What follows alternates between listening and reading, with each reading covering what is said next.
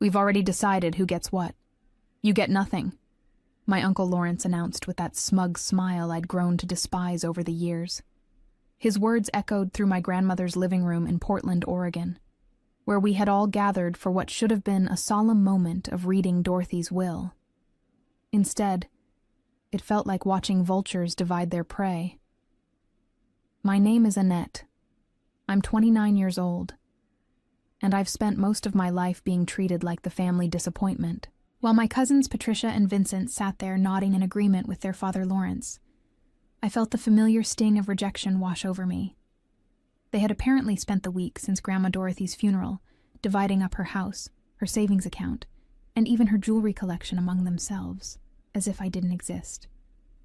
The house goes to Patricia since she's married and needs the space, Lawrence continued, gesturing toward his daughter, who was already mentally redecorating. Vincent gets the savings account to help with his business venture, and I'll handle the jewelry and other valuables. He looked at me with barely concealed disdain. You can take some of her books or kitchen utensils if you want. That seems more your speed. I sat quietly in the corner chair where Grandma Dorothy used to read to me when I was little, watching this performance with growing determination. They had no idea what was coming. Benjamin Walsh, the family lawyer who had served our family for years, shuffled his papers uncomfortably. Even he seemed disturbed by their presumptuous behavior, but Lawrence had always been the type to steamroll over anyone who dared question his authority. Patricia leaned forward eagerly. When can we start clearing out her things? I want to have the house ready for my family by next month. The casualness with which she discussed dismantling our grandmother's life made my stomach turn. This was the same woman who had visited Dorothy maybe twice in the past 3 years, and only when she needed money. Vincent chimed in. I've already talked to the bank about transferring the accounts. They said it should be straightforward once we have the will. His confidence was remarkable, considering he hadn't even bothered to attend Dorothy's 80th birthday party last year, claiming he was too busy with work. But I knew something they didn't know. As Benjamin prepared to read the official document, I reached into my purse and pulled out a small USB flash drive. The weight of it felt insignificant in my palm, but I knew it contained the power to shatter their carefully laid plans.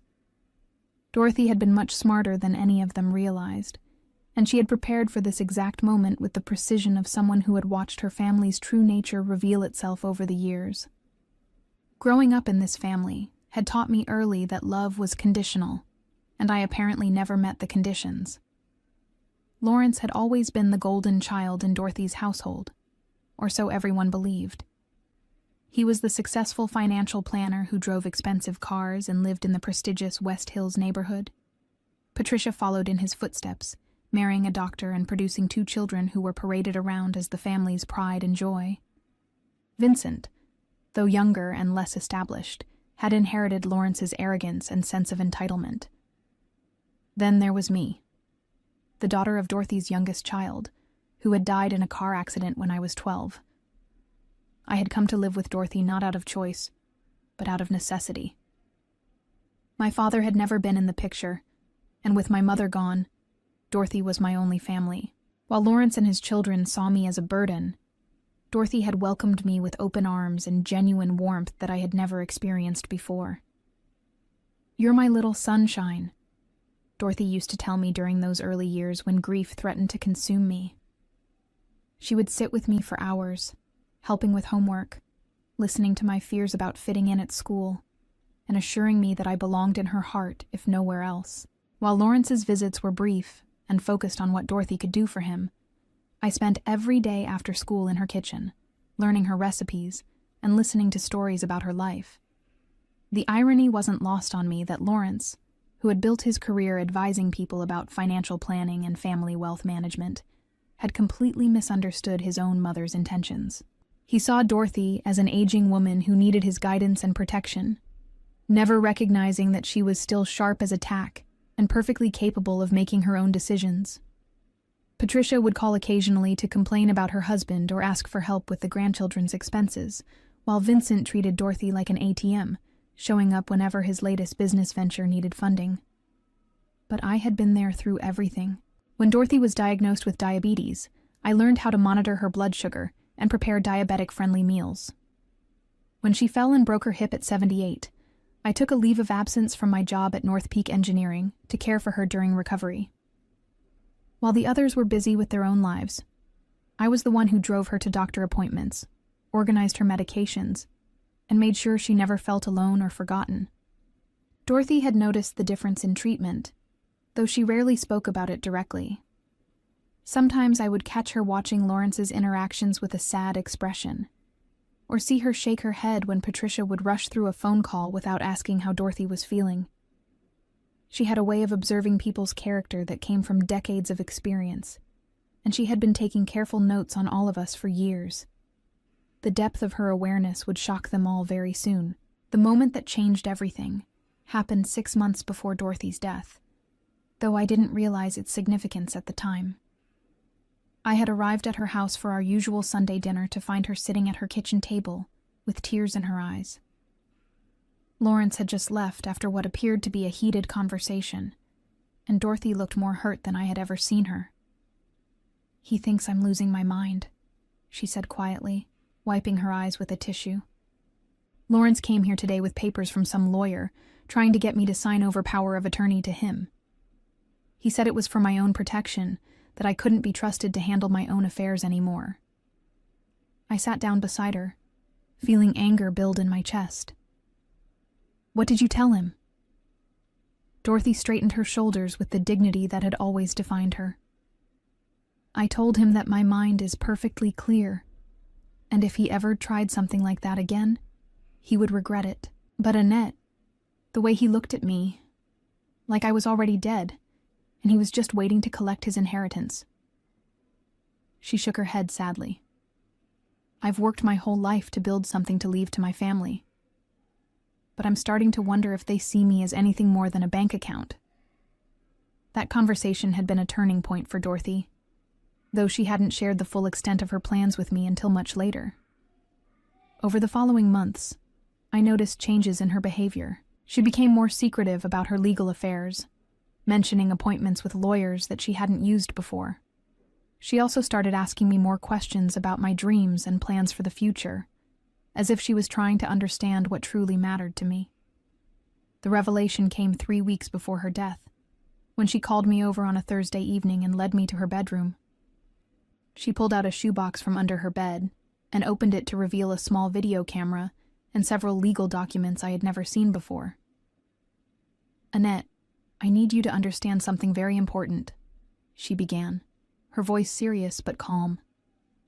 "I've been watching this family for years, and I've finally seen everyone's true character. Lawrence thinks I'm a foolish old woman who needs his protection, but I've been planning something that will teach all of them about assumptions and respect." She explained that she had created a fake will, the one that Benjamin Walsh would read at the official gathering. It was designed to sound plausible enough that Lawrence and his children would believe it reflected her actual intentions. But the real will, she told me, was locked in a safe deposit box at First National Bank downtown, along with instructions for her actual attorney, Theodore Wilson. "The reading will be quite a show," Dorothy said with a mischievous gleam in her eyes that reminded me why I had always loved her so much. The day of the will reading arrived gray and drizzly, typical Portland weather that seemed to match the family's mood. Lawrence had insisted we meet at Dorothy's house rather than at Benjamin's office, claiming it would be more appropriate to handle family business in familiar surroundings. What he really wanted was to maintain control over the proceedings and ensure that everything went according to his predetermined plan. Patricia arrived first, already carrying boxes and bubble wrap. "I figured we could start packing some things right after the reading," she explained to Lawrence, completely ignoring me as I sat on Dorothy's favorite couch. "I've already measured the dining room set, and it will fit perfectly in our new breakfast nook." Vincent showed up 20 minutes late, looking distracted and checking his phone constantly. "Sorry, I was dealing with some investors," he said, though I suspected he had been out drinking the night before based on his appearance. "So, how long is this going to take?" "I have a conference call at 3. The casual disregard they showed for Dorothy's memory made my heart ache, but it also strengthened my resolve. They had no idea that their grandmother had been far more perceptive than they ever gave her credit for. While they saw an aging woman who needed their guidance, Dorothy had been carefully orchestrating a lesson about character and consequences that would reshape their understanding of family dynamics forever. Benjamin Walsh arrived precisely at 1 o'clock, carrying his briefcase and wearing the expression of a man who was about to deliver unwelcome news. He had worked with our family for over 15 years, handling various legal matters, and I could tell he was uncomfortable with Lawrence's presumptuous behavior. Benjamin was old school in his approach to legal proceedings, believing that wills should be read with dignity and respect rather than treated like a shopping list. "Before we begin," Lawrence announced, standing up like he was chairing a board meeting, "I want everyone to understand that we've already discussed the practical distribution of Mother's assets. Patricia will take the house since she has a family. Vincent will handle the financial accounts to help with his business expansion, and I'll manage the valuables and personal items. This should make the actual reading much more efficient." Benjamin looked at him with barely concealed disapproval. "Mr. Lawrence, the purpose of this gathering is to read your mother's will and learn her actual wishes. Any decisions about distribution need to be based on her legal instructions, not family assumptions." Of course," Lawrence waved dismissively. "But Mother and I discussed these arrangements many times. She understood that I would know how to handle everything appropriately." I had heard this lie so many times over the years that it barely affected me anymore. Lawrence had a remarkable ability to rewrite history in his favor, convincing himself that conversations that had never happened were actually detailed planning sessions. Dorothy had complained to me repeatedly about his tendency to make decisions on her behalf without consulting her actual preferences. Patricia was already taking pictures of various pieces of furniture with her phone, while Vincent had wandered into the kitchen to examine Dorothy's collection of vintage appliances. Their behavior was so callous that even Benjamin seemed taken aback by their lack of basic decorum. This was supposed to be a moment of honoring Dorothy's memory and learning about her final wishes, but they had turned it into a treasure hunt. As Benjamin opened his briefcase and pulled out the official-looking document that would serve as the fake will, I felt in my purse for the USB drive Dorothy had given me. The weight of it seemed to pulse with anticipation, like a heartbeat counting down to the moment when everything would change. Dorothy's plan was about to unfold exactly as she had designed it, and I was the only one in the room who understood what was coming. Benjamin cleared his throat and began reading the fake will in his formal legal voice. "I, Dorothy Elizabeth Morrison, being of sound mind and body, do hereby declare this to be my last will and testament." The document was carefully crafted to sound authentic, while containing just enough ambiguity to make Lawrence and his children confident in their predetermined arrangements. As Benjamin read through the standard legal language about debts and funeral arrangements, I watched Lawrence's expression grow increasingly satisfied. Patricia was nodding along, mentally calculating the value of various bequests, while Vincent seemed bored by the formalities and eager to get to the financial details. None of them noticed that Benjamin kept glancing at me with a curious expression, as if he sensed there was more to this situation than met the eye. "To my son Lawrence," Benjamin continued, "I leave my personal jewelry collection and household furnishings, recognizing his responsibility as head of the family." Lawrence actually smiled at this, probably already planning how to liquidate Dorothy's diamond rings and gold bracelets. "To my granddaughter Patricia, I leave my house and property, trusting that she will make good use of the space for her growing family." Patricia practically bounced in her chair with excitement. "I knew she would understand," she whispered to Vincent.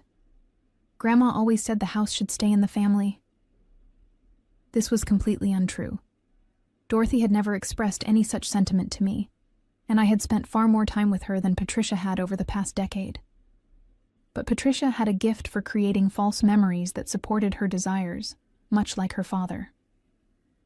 "To my grandson Vincent," Benjamin read, "I leave my savings and investment accounts, hoping that he will use this foundation to build a successful future." Vincent finally looked up from his phone, showing the first real interest he had displayed since arriving. Dorothy's accounts contained nearly $50,000, which would be a significant boost to whatever business scheme he was currently pursuing. Then Benjamin reached the section that Lawrence had been waiting for. "Regarding my granddaughter Annette," he read, and I could feel the family's attention shift toward me with barely concealed smugness. I recognize that she has been a devoted companion during my later years, and I hope she will find comfort in the knowledge that our time together was meaningful to me. The patronizing tone of this section was exactly what Lawrence would have expected from what he considered Dorothy's sentimental nature. Patricia actually rolled her eyes, while Vincent smirked. They saw this as confirmation that I would receive nothing of significant value, just empty words about emotional support and devotion. However, Benjamin continued, and something in his voice made me realize he was about to deviate from the script. Before we conclude this reading, there is one additional item to address. He looked directly at me. Annette, do you have something you would like to share with the family? This was my moment. I reached into my purse and pulled out the USB drive Dorothy had entrusted to me, holding it up so everyone could see it. The small device looked insignificant in my palm, but I knew it contained the power to destroy every assumption they had made about Dorothy's intentions and their own importance in her life.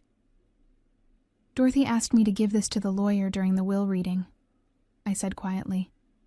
She said it contained something important that the family needed to see before any decisions were made about her estate. Lawrence's confident expression faltered slightly. What is that? Mother never mentioned any video or recordings to me. Benjamin took the drive and moved toward Dorothy's laptop, which was still set up on her desk in the living room. Let's see what Dorothy wanted us to know. The laptop screen flickered to life, and suddenly Dorothy's face appeared in vivid detail. She was sitting in her bedroom, wearing the blue cardigan I had given her for her birthday, looking directly into the camera with an expression of determination I had rarely seen from her. The timestamp in the corner showed the recording was made just 2 weeks before her death, when she was supposedly too frail to handle her own affairs. "Hello, my family," Dorothy began, her voice clear and strong. "If you are watching this recording, it means that my will has been read, and you believe you understand my final wishes. I'm afraid you are mistaken." The room fell completely silent. Lawrence's face had gone pale, while Patricia and Vincent exchanged confused glances. Benjamin leaned forward, clearly as surprised as everyone else by this development. "I have spent the past several months watching all of you reveal your true characters," Dorothy continued, "and I must say that I am deeply disappointed in what I have observed. Lawrence, you have treated me like an incompetent child who needs your protection, while constantly pressuring me to sign over control of my assets to you. You see me as a burden to be managed rather than a person deserving of respect." Lawrence shot up from his chair. "This is ridiculous." Mother was clearly confused in her final weeks. She was on medication that affected her judgment. Dorothy's voice from the recording seemed to respond directly to his objection. "I know that some of you will claim this recording was made during a period of mental incompetence, but let me be very clear about my state of mind. Last week, I completed complex mathematical calculations with my financial advisor, revised my insurance policies, and had a lengthy discussion with my doctor about treatment options. My mind is perfectly sharp, and my decisions are based on years of careful observation." Patricia was staring at the screen in horror. "Grandma, what are you saying? We've always tried to take care of you." "Patricia," Dorothy's image continued, as if she could hear the protest. "You have visited me exactly 12 times in the past 3 years, and most of those visits were requests for financial assistance. You complained to your father that spending time with me was inconvenient, and you only showed interest in my house when you decided you wanted a larger home for your family. Your concern for my welfare has always been secondary to your concern for what you could gain from our relationship." The accuracy of Dorothy's observations was devastating. I remembered several occasions when Patricia had indeed complained about having to visit, treating it like an obligation rather than an opportunity to spend time with someone who loved her. "Vincent," Dorothy continued, turning her attention to her youngest grandson, "you have asked me for money 17 times since you turned 18, but you have never once asked me how I am feeling or whether I need anything from you. You missed my birthday party because you claimed to be busy with work, but Annette told me she saw you posting pictures from a golf tournament on social media that same weekend. Vincent's face flushed red with embarrassment and anger. This is insane. She's trying to manipulate us from beyond the grave. The manipulation, Dorothy said, as if anticipating this exact response, has been coming from all of you. You assumed that because I am elderly, I was also foolish. You made decisions about my property and my money as if they already belonged to you, without ever asking what I actually wanted or needed. The recording paused for a moment as Dorothy seemed to collect her thoughts, and then she looked directly into the camera with an expression of absolute certainty. The will that was just read to you is completely false. I created it specifically to test your reactions and confirm what I already suspected about your motivations. Dorothy's words hit the room like a physical blow. Lawrence stumbled backward, his face cycling through shock, confusion, and growing rage. Patricia let out a strangled gasp, while Vincent grabbed the edge of Dorothy's coffee table, as if he needed physical support. My real will, Dorothy continued from the screen, is currently locked in safe deposit box number 247 at First National Bank on Southwest Morrison Street. It has been there for 3 months, along with detailed instructions for my actual attorney, Theodore Wilson, who works with the firm of Wilson and Associates downtown. This can't be legal, Lawrence sputtered, his voice cracking with desperation. Benjamin, surely this doesn't override the official will. This could be anyone on that video. It could be doctored or fake. Benjamin was staring at the screen with fascination and growing respect. Actually, Lawrence, if this recording can be authenticated and if there is indeed another will that was executed properly, then yes, it would supersede any previous documents. Dorothy smiled on the screen, an expression of quiet satisfaction that I remembered from the times when she had outmaneuvered Lawrence during family arguments. I know you are probably questioning the authenticity of this recording, so I have included several details that only I would know. Lawrence, you have a scar on your left shoulder from falling off your bicycle when you were 9 years old, trying to impress Sally Henderson from down the street. Patricia, you still sleep with the stuffed rabbit I gave you when you were 6, though you told your husband you threw it away years ago. Vincent, you borrowed $200 from me last Christmas and claimed it was for your mother's gift, but you actually spent it on lottery tickets. Each revelation was like a precision strike. I watched their faces change as they realized Dorothy had been far more observant and aware than they had ever imagined. She had been collecting these details for years, storing them away as proof of her mental acuity for exactly this moment. Annette, Dorothy said, turning her attention to me through the camera, has been my true companion and support for the past 17 years. While the rest of you were busy with your own lives, she spent every day making sure I was comfortable, healthy, and never lonely. She is the only one among you who loved me unconditionally, without any expectation of financial reward. The warmth in Dorothy's voice when she spoke about me was unmistakable, and I felt tears starting to gather in my eyes.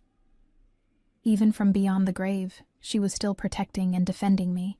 Therefore, Dorothy announced with the finality of a judge delivering a verdict, I am leaving my entire estate to Annette Morrison. This includes my house, all savings and investment accounts totaling approximately $2.8 million, my jewelry collection, and any other assets I own at the time of my death. The silence that followed was profound and absolute. Vincent's mouth hung open as if he had forgotten how to close it. Patricia made a sound somewhere between a sob and a scream. Lawrence's face had turned an alarming shade of purple as the full implications of Dorothy's announcement sank in. Furthermore, Dorothy continued, clearly enjoying the thoroughness of her revelation, I want all of you to understand that this decision was not made in anger or spite, but after careful consideration of how each of you has treated me throughout my life. Annette earned this inheritance through 17 years of genuine love, care, and devotion. The rest of you assumed you would receive it simply because you exist. At that moment, as if Dorothy had orchestrated every detail with supernatural precision, the house phone rang. Benjamin glanced at the caller ID and his eyebrows rose in surprise. It's Wilson and Associates, he announced. The timing was so perfect, it almost seemed impossible. but I remembered Dorothy's obsession with punctuality and her love of dramatic timing. She had clearly calculated exactly how long the fake will reading and video playback would take, down to the minute. Benjamin answered the phone and put it on speaker. "This is Theodore Wilson from Wilson & Associates. I was instructed by my client Dorothy Morrison to contact this number at exactly 2:30 p.m. today, 30 minutes after her scheduled will reading. Is the Morrison family present?" "We're all here," Benjamin replied, his voice carefully professional despite the chaos surrounding him. "Excellent. I have Dorothy Morrison's actual last will and testament in my possession, and I need to schedule an appointment to execute her final wishes properly."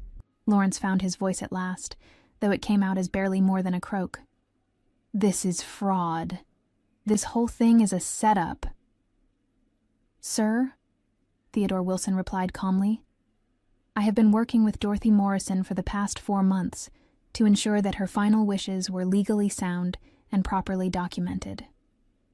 Every aspect of this process has been reviewed by multiple attorneys and notarized according to Oregon state law. If you would like to contest the will, that is certainly your right, but I assure you that everything was done correctly." Patricia finally spoke, her voice shaking with rage and disbelief. "Annette, did you know about this? Did you help her plan this whole charade?" I looked at each of them calmly, feeling a peace I hadn't experienced in years. Dorothy had given me more than just an inheritance. She had given me validation and justice after a lifetime of being treated as lesser than. Dorothy told me about her plans 3 weeks before she died. She wanted me to understand what was happening and why she had made these decisions.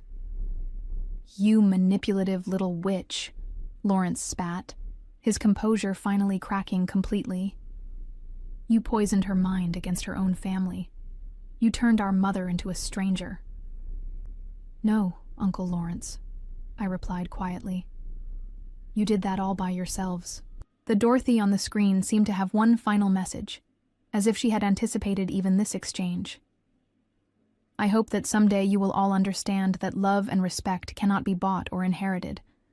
They must be earned through actions and genuine care.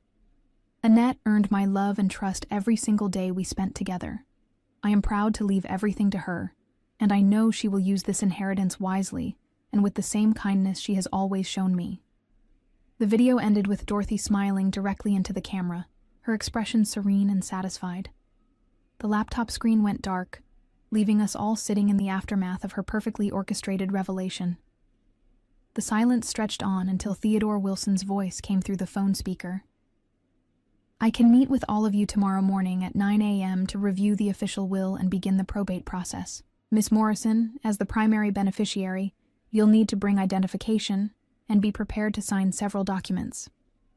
"I'll be there," I said, amazed at how steady my voice sounded. Lawrence, Patricia, and Vincent sat in stunned silence as the weight of their situation finally sank in. They had lost everything they had assumed was rightfully theirs, and they had no one to blame but themselves. Dorothy's plan had worked flawlessly, and justice had finally been served. Lawrence, Patricia, and Vincent faced devastating consequences that extended far beyond their financial disappointment. Lawrence lost his position as a financial planner when several clients learned about the family situation and questioned his judgment and character, wondering how someone who couldn't understand his own mother's estate planning could be trusted with their investments. His reputation in Portland's financial community was permanently damaged when word spread about how he had pressured an elderly client, his own mother, to sign over power of attorney, and had presumptively divided her assets before her will was even read. Patricia and her husband were forced to abandon their plans for a larger home and faced ongoing tension in their marriage when he learned about her years of neglecting Dorothy while expecting an inheritance. Vincent's business ventures collapsed when potential investors discovered his entitled attitude toward family wealth and his pattern of asking elderly relatives for money, making them question his work ethic and financial responsibility. The 3 siblings became cautionary figures in their social circles, known as the family members who had been so cruel and presumptuous that their own mother had orchestrated an elaborate deception to teach them about character and consequences. As I established the Dorothy Morrison Memorial Foundation for Elder Care using my grandmother's generous inheritance, I reflected on the elegant justice of her final gift to me. Not just the financial security I had never expected, but the validation that genuine love and daily acts of kindness matter more than blood relations or social expectations, and that sometimes the most powerful revenge is simply allowing people to face the natural consequences of their own choices.